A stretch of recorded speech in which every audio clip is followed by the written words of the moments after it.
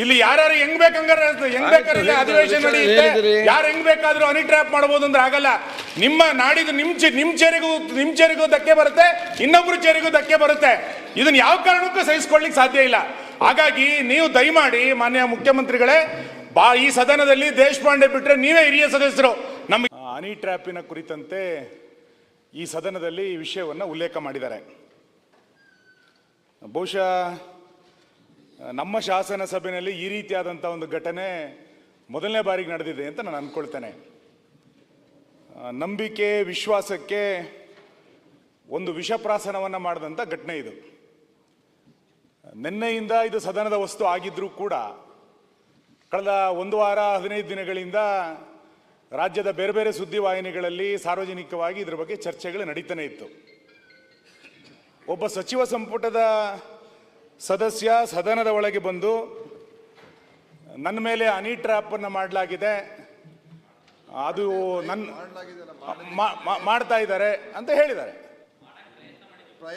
ಆ ಮನೆಯ ಸದಸ್ಯ ಅಫಿಷಿಯಲಿ ಟಿವಿಗೆ ಇಂಟರ್ವ್ಯೂ ಕೊಟ್ಟಿದ್ದಾರೆ, ನನ್ನ ಮೇಲೂ ಕೂಡ ಹನಿ ಟ್ರ್ಯಾಪ್ ಅನ್ನು ಮಾಡಲಿಕ್ಕೆ ಪ್ರಯತ್ನವನ್ನು ಮಾಡಿದ್ರು ಅಂತೇಳಿ ಆ ಮನೆಯ ಸದಸ್ಯನೂ ಕೂಡ ಒಬ್ರು ಹೇಳಿಕೆಯನ್ನು ಕೊಟ್ಟಿದ್ದಾರೆ, ನಿಮ್ಮದೇ ಪಾರ್ಟಿಯವರು. ಈ ರೀತಿ ಒಬ್ಬ ನಿಮ್ಮ ಸಚಿವ ಸಂಪುಟದ ಸದಸ್ಯರೊಬ್ಬರು ಹನಿ ಟ್ರ್ಯಾಪ್ನ ಫ್ಯಾಕ್ಟ್ರಿ CD ಫ್ಯಾಕ್ಟ್ರಿ ರಾಜ್ಯದಲ್ಲಿ ನಡೀತಾ ಇದೆ ಅಂತ ಅಂದಾಗಲೂ ಕೂಡ ಇದನ್ನು ಸರ್ಕಾರ ಗಂಭೀರವಾಗಿ ತೆಗೆದುಕೊಳ್ಳೋದಿಲ್ಲ ಅಂತಂದರೆ, ನಾವೆಲ್ಲ ಒಂದು ಗೌರವವಾಗಿ ಶಾಸನ ಸಭೆಗೆ ಬಂದಂಥವ್ರು. ಹನಿ ಟ್ರ್ಯಾಪಿಗೆ ಪಾರ್ಟಿನೂ ಇಲ್ಲ, ಜಾತಿನೂ ಇಲ್ಲ, ವ್ಯಕ್ತಿಯೂ ಇಲ್ಲ. ಹನಿ ಟ್ರ್ಯಾಪಿಗೆ ಕೇವಲ ಅಧಿಕಾರದ ದಾಹ ಅಷ್ಟೇ, ಬೇರೆ ಏನಿಲ್ಲ. ಇಂಥ ಪ್ರಸಂಗ ಯಾರ ಜೀವನದಲ್ಲೂ ಕೂಡ ಬರಬಾರ್ದು. ಇದರಲ್ಲಿ ಯಾರೇ ಆಗಿದ್ರೂ ಕೂಡ ಇದನ್ನು ನಿರ್ದಾಕ್ಷಿಣ್ಯವಾಗಿ ಒಂದು ಇತಿಶ್ರೀಯನ್ನು ಆಡಬೇಕಾಗಿರುವಂಥದ್ದು ಮುಖ್ಯಮಂತ್ರಿಗಳ ಕರ್ತವ್ಯ ಇದೆ. ಆ ಹಿನ್ನೆಲೆಯಲ್ಲಿ ನಾನು ನಿಮ್ಮ ಹತ್ರ ಆಗ್ರಹ ಮಾಡೋದು, ಬಜೆಟನ್ನು ಪಾಸ್ ಮಾಡಿಕೊಡ್ಲಿಕ್ಕೆ, ನಿಮ್ಮ ಉತ್ತರ ಕೇಳಲಿಕ್ಕೆ ನಾವೆಲ್ಲರೂ ಉತ್ಸುಕರಾಗಿದ್ದೀವಿ, ಇದ್ರ ಬಗ್ಗೆ ಎರಡನೇ ಮಾತಿಲ್ಲ.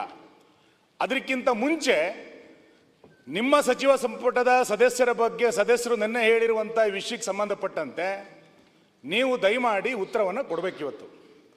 ಇದರಲ್ಲಿ ಯಾರು ಕೈವಾಡ, ನಿಮ್ಮ ಸಚಿವ ಸಂಪುಟದ ಸದಸ್ಯರೇ ಇದರಲ್ಲಿ ಕೈವಾಡ ಆಗಿದ್ರೆ ಆ ಸಚಿವನನ್ನ ವಜಾ ಮಾಡಿ ನಂತರ ನೀವು ಬಜೆಟ್ಗೆ ಉತ್ತರ ಕೊಡಿ. ಇಲ್ಲ ಅಂತಂದ್ರೆ ಯಾರ ನೈತಿಕತೆಯೂ ಉಳಿಯೋದಿಲ್ಲ ಈ ಸದನದಲ್ಲಿ, ಯಾರ ನೈತಿಕತೆಯೂ ನನಗೆ ಗೊತ್ತಿಲ್ಲ. ನಾನೇನು ಆರೋಪ ಮಾಡಿದ್ದಲ್ಲ, ಆರೋಪ ಮಾಡಿರುವಂತದ್ದು ನಿಮ್ಮ ಸಚಿವ ಸಂಪುಟದ ಸದಸ್ಯರು. ನನಗೆ ಗೊತ್ತಿಲ್ಲ. ಇಂಟೆಲಿಜೆನ್ಸಿ ಇರುವಂತದ್ದು ನಿಮ್ಮ ಹತ್ರ, ನನ್ನ ಹತ್ರ ಇಂಟೆಲಿಜೆನ್ಸಿ ಇಲ್ಲ. ಹೋಮ್ ಮಿನಿಸ್ಟರ್ ಹತ್ರ ಇಂಟೆಲಿಜೆನ್ಸಿ ಇಲ್ಲ, ನಿಮ್ಮ ಹತ್ರ ಇಂಟೆಲಿಜೆನ್ಸಿ ಇರೋದು. ಸದನದ ವಸ್ತು ನಿನ್ನೆ ಆಗಿದ್ರೂ ಕೂಡ ಕಳೆದ 15 ದಿನಗಳಿಂದ ಈ ಸುದ್ದಿ ಹರಿದಾಡ್ತಾ ಇದೆ ಅಂತಂದ್ರೆ, ಒಬ್ಬ ಸಚಿವ ಸಂಪುಟದ ಸದಸ್ಯನ ಮನೆ ಮೇಲೆಯೇ ಹನಿ ಟ್ರ್ಯಾಪ್ ಬಂದಾಗ್ಲೂ ಕೂಡ ನಿಮ್ಮ ಇಂಟೆಲಿಜೆನ್ಸ್ ಏನ್ ಮಾಡ್ತಾ ಇತ್ತು? ನೀವು ನಿಮ್ಮ ಸಚಿವ ಸಂಪುಟದ ಸದಸ್ಯನಿಗೆ ನೀವು ರಕ್ಷಣೆಯನ್ನು ಕೊಡ್ಲಿಕ್ಕೆ ಆಗ್ಲಿಲ್ಲ ಅಂತಂದ್ರೆ ಇನ್ನು ರಾಜ್ಯದ ಜನರ ಪರಿಸ್ಥಿತಿ ಏನಾಗಬೇಕು? ಹಾಗಾಗಿ ಇದರಲ್ಲಿ ನಿಜವಾಗ್ಲೂ ನಿಮ್ಮ ಪಕ್ಷದವರೇ ಇದ್ರೆ ಅಥವಾ ನಮ್ಮ ಪಾರ್ಟಿಯಲ್ಲಿ ಯಾರು ಇದ್ರೆ ದಯಮಾಡಿ ಅದನ್ನು ವಜಾ ಮಾಡಿ ನಂತರ ನೀವು ಬಜೆಟ್ ವಿಷಯಕ್ಕೆ ಬನ್ನಿ. ಇಲ್ಲ ಅಂತಂದ್ರೆ ಈ ಸದನ ಗೌರವ ಬರ್ಲಿಕ್ಕೆ ಸಾಧ್ಯ ಇಲ್ಲ. ಹಾಗಾಗಿ ಇಲ್ಲಿ ಒಬ್ಬ ಸಚಿವ ಮೊಗಸಾಲೆಯಲ್ಲಿ ಕೂತ್ಕೊಂಡು ನಮ್ಮ ಪಾರ್ಟಿಯರೇ ಇದಕ್ಕೆ ಯಾರೋ ಇದ್ದಾರೆ ಅಂತ ಒಬ್ರು ಹೊರಗಡೆ ಹೇಳಿಕೆ ಕೊಡೋದು, ಇನ್ನೊಬ್ರು ಇಲ್ಲಿ ಬಂದು ನನ್ನ ಮೇಲೆ ಹನಿ ಟ್ರ್ಯಾಪ್ ಮಾಡುವಂತ ಪ್ರಯತ್ನ ನಡೆದಿದೆ ಅಂತೇಳಿ ನಾನು ಗೃಹ ಸಚಿವರಿಗೆ ತನಿಖೆ ಮಾಡಿ ಅಂತ ಇಲ್ಲಿ ಸದನದಲ್ಲಿ ರಿಕ್ವೆಸ್ಟ್ ಮಾಡಿದ್ರೆ ಏನಾಗಬೇಕು ಇಲ್ಲಿ ಪರಿಸ್ಥಿತಿ? ಹಾಗಾಗಿ ಸಚಿವ ಸಂಪುಟ ಹೆಂಗ್ ನಡೀತಾ ಇದೆ? ನೈತಿಕತೆ ಇಲ್ಲೇನು ಸಚಿವ ಸಂಪುಟಕ್ಕೆ? ಮುಖ್ಯಮಂತ್ರಿಗಳಿಗೆ ನೈತಿಕತೆ ಇಲ್ವಾ? ಹಾಗಾಗಿ ದಯಮಾಡಿ ನೀವು ಬಜೆಟ್ಗೆ ಆಮೇಲೆ ಬನ್ನಿ, ನಾಳೆ ಸೋಮವಾರಕ್ಕೆ ಬಜೆಟ್ ಮುಂದೂಡಿ, ಏನು ತೊಂದರೆ ಇಲ್ಲ. ಫಸ್ಟ್ ಇದಕ್ಕೊಂದು ಆನ್ಸರ್ ಮಾಡಿ, ರಾಜ್ಯದ ಜನರಿಗೆ ಒಂದು ನೈತಿಕವಾದಂತ ಬೆಂಬಲ ಕೊಡಿ. ಇಲ್ಲಿ ಯಾರು ಹೆಂಗ್ ಬೇಕಾದ್ರೆ ಅಧಿವೇಶನ ನಡೆಯುತ್ತೆ, ಯಾರು ಹೆಂಗ್ ಬೇಕಾದ್ರೂ ಹನಿ ಟ್ರ್ಯಾಪ್ ಮಾಡಬಹುದು ಅಂದ್ರೆ ಆಗಲ್ಲ. ನಿಮ್ಮ ನಾಡಿದು ನಿಮ್ ಚೇರಿಗೂ ಧಕ್ಕೆ ಬರುತ್ತೆ, ಇನ್ನೊಬ್ರು ಚೇರಿಗೂ ಧಕ್ಕೆ ಬರುತ್ತೆ. ಇದನ್ನ ಯಾವ ಕಾರಣಕ್ಕೂ ಸಹಿಸಿಕೊಳ್ಳಿಕ್ಕೆ ಸಾಧ್ಯ ಇಲ್ಲ. ಹಾಗಾಗಿ ನೀವು ದಯಮಾಡಿ ಮಾನ್ಯ ಮುಖ್ಯಮಂತ್ರಿಗಳೇ, ಈ ಸದನದಲ್ಲಿ ದೇಶಪಾಂಡೆ ಬಿಟ್ರೆ ನೀವೇ ಹಿರಿಯ ಸದಸ್ಯರು, ನಮಗೆಲ್ಲರಿಗೂ ಕೂಡ ಮಾರ್ಗದರ್ಶನ ಮಾಡಬೇಕು. ಈ ಸದನದ ನೈತಿಕತೆಯ ಮೌಲ್ಯವನ್ನ ಎತ್ತಿಡಿಬೇಕು ನೀವು ಇವತ್ತು. ಹಾಗಾಗಿ ನೀವು ಬಜೆಟಿನ ಬಗ್ಗೆ ಆನ್ಸರ್ ಅನ್ನು ಕೇಳಲಿಕ್ಕೆ ನಾವು ತಯಾರಿಲ್ಲ. ಈಗ ನೀವು ಅದಕ್ಕೆ ಉತ್ತರ ಕೊಟ್ಟು ನಂತರ ಇದಕ್ಕೆ ಬಜೆಟಿಗೆ ಬಂದ್ರೆ ನಾವು ಬಜೆಟ್ ಅನ್ನ ಪಾಸ್ ಮಾಡ್ಕೊಳ್ಲಿಕ್ಕೆ ನಮ್ದು ಏನು ವಿರೋಧ ಇಲ್ಲ, ನಾವು ಮಾಡ್ಕೊಡ್ತೀವಿ. ಆದ್ರೆ ಇದಕ್ಕೆ ಉತ್ತರ ಕೊಡಬೇಕು ಅಂತ ನಾನು ಆಗ್ರಹಿಸ್ತೇನೆ. ಸನ್ಮಾನ್ಯ ಅಧ್ಯಕ್ಷ, ಒಂದೇ ನಿಮಿಷ ವಿರೋಧ ಪಕ್ಷದವರು ಒಂದೇ ನಿಮಿಷ ನೋಡಿ, ಒಂದೇ ನಿಮಿಷ ಆಯ್ತು. ನಾನ್ ಮಾತಾಡಕ್ ಅಧಿಕಾರ ಇದೆ, ಏನು ರಾಜಣ್ಣ ಮಾತಾಡಕ್ ಅಧಿಕಾರ ಇದೆ. ರಾಜಣ್ಣ ಅವ್ರು ಹೇಳಿದ್ರು ಸಭಾಧ್ಯಕ್ಷರೇ, ನೋಡಿ ಅಧ್ಯಕ್ಷರೇ, ಅಧ್ಯಕ್ಷರೇ, ಸಚಿವರು ಉತ್ತರ ಕೊಟ್ಟಿದ್ದಾರೆ, ಇದ್ರ ತನಿಖೆ ಮಾಡ್ತೀವಿ. ದಿನೇಶ್,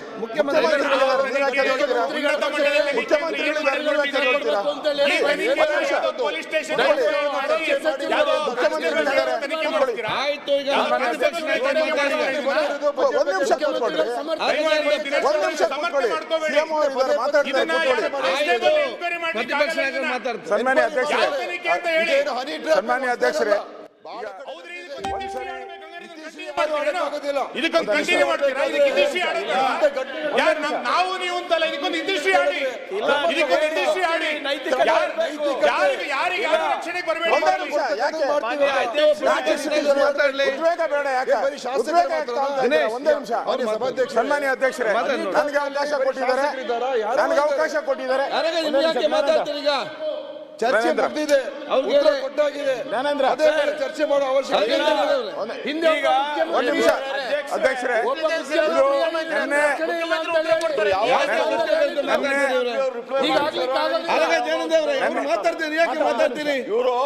ನೆನ್ನೆ ಅಧ್ಯಕ್ಷರೇ, ನೆನ್ನೆ ಮುಖ್ಯಮಂತ್ರಿಗಳ ಜವಾಬ್ದಾರಿ. ಒಂದು ನಿಮಿಷ. ಮುಖ್ಯಮಂತ್ರಿಗಳು ಈ ರಾಜ್ಯಕ್ಕೆ ಯಾವ ರೀತಿ ಮುಖ್ಯಮಂತ್ರಿಗಳು, ಅದೇ ರೀತಿ ಅವರು ಇಡೀ ಕ್ಯಾಬಿನೆಟ್ಗೆ ನಾನು ಕ್ಯಾಬಿನೆಟ್ ಸಚಿವನಾಗಿದ್ದೀನಿ, ಇಡೀ ಕ್ಯಾಬಿನೆಟ್ಗೆ ಅವರೇ ಹೆಡ್ ಮಾಸ್ಟರ್ ಇದ್ದಂಗೆ. ಆ ಕ್ಯಾಬಿನೆಟ್ ಇಲ್ಲಿರೋ ಅಂತ ಸಚಿವರ ಒಂದು ಜವಾಬ್ದಾರಿ ಮುಖ್ಯಮಂತ್ರಿಗಳ ಮೇಲೆ ಇರ್ತದೆ. ಅವರ ಕಾಪಾಡುವಂಥದ್ದು ಕೂಡ ಮುಖ್ಯಮಂತ್ರಿಗಳ ಜವಾಬ್ದಾರಿ. ಒಬ್ಬ ಮುಖ್ಯಮಂತ್ರಿ, ಒಬ್ಬ ಸಚಿವರು, ರಾಜಣ್ಣ ಅವರು ಒಂದು ರೀತಿ ಅವರು ಆಚೆ ಹೇಳ್ಬೋದಾಯ್ತು. ಇನ್ನೊಬ್ರು ಯಾರೋ ಮಂತ್ರಿ ಹೇಳಿದ್ದಾರೆ ಹೋಗಿ ಕಂಪ್ಲೇಂಟ್ ಕೊಡ್ಲಿ ಅಂತೇಳಿ ಹೇಳಿದ್ದಾರೆ.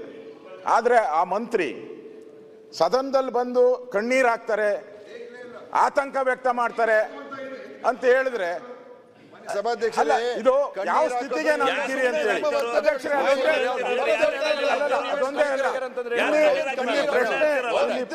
ಪ್ರಶ್ನೆ ಇರ್ತಕ್ಕಂಥದ್ದು ಇಲ್ಲಿ ಹೇಳಿದ್ದಾರೆ, ಪತ್ರಿಕೆಯಲ್ಲಿ ಬಂದ್ಬಿಟ್ಟಿದೆ.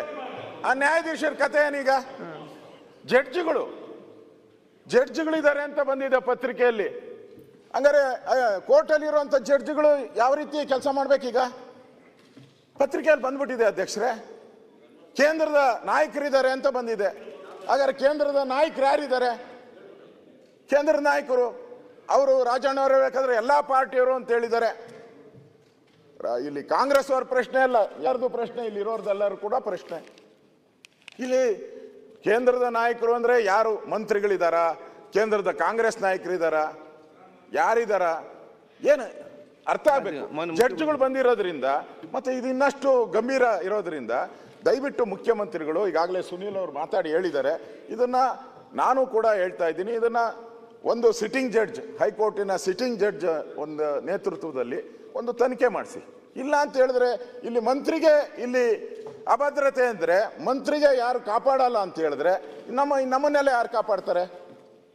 ಏನೋ ಮಂತ್ರಿ ಆಗಿರೋದಕ್ಕೆ ಅವ್ರು ಬಂದು ಧೈರ್ಯವಾಗಿ ಮುಖ್ಯಮಂತ್ರಿಗಳ ಕಚೇರಿಯಿಂದ ಬಂದು ಧೈರ್ಯವಾಗಿ ಇಲ್ಲಿ ಬಂದು ಹೇಳಿದ್ರು. ಬೇರೆಯವ್ರಿಗೆ ಎಲ್ಲಿದೆ ಈ ಅವಕಾಶ? ಇದೊಂದು ದೊಡ್ಡ ದಂಧೆ ಆಗಿದೆ. ನಿಮ್ಮ ಮುಖ್ಯಮಂತ್ರಿ ಪದವಿಗೋಸ್ಕರ ಅಥವಾ ಇನ್ನೊಂದು ಪದವಿಗೋಸ್ಕರ ಎಲ್ಲಾರನ್ನೂ ಧ್ವಂಸ ಮಾಡಾಕ್ತೀನಿ ಅಂತ ಹೇಳಿದ್ರೆ ನಾವು ರಾಜಕೀಯ ನೈತಿಕತೆ ಎಲ್ಲಿದೆ? ಇದು ಈ ಸದನಕ್ಕೆ ಒಂದು ನೈತಿಕತೆ ಹಾಳಾಗೋಗಿದೆ. ದಯವಿಟ್ಟು ನೋಡಿ ದಿನೇಶ್, ಜಡ್ಜ್ಗಳು ಯಾಕೆ ಹೆಸರು ಹೇಳಿದ್ರಿ ನೀವು? ಯಾಕೆ ಹೇಳಿದ್ರಿ ಜಡ್ಜ್ಗಳು ಇದ್ದಾರೆ ಅಂತ? ಜಡ್ಜ್ಗಳು ಈ ಸದನದಲ್ಲಿ ಇದ್ದಾರೆ, ಕೇಂದ್ರದ ನಾಯಕರು ಇದ್ದಾರೆ, ಇಲ್ಲಿ ಮಾತಾಡ್ತೀರಾ? ಕೇಂದ್ರದ ನಾಯಕರಿದ್ದಾರೆ, ಯಾರಿದ್ದಾರೆ ಇಲ್ಲಿ?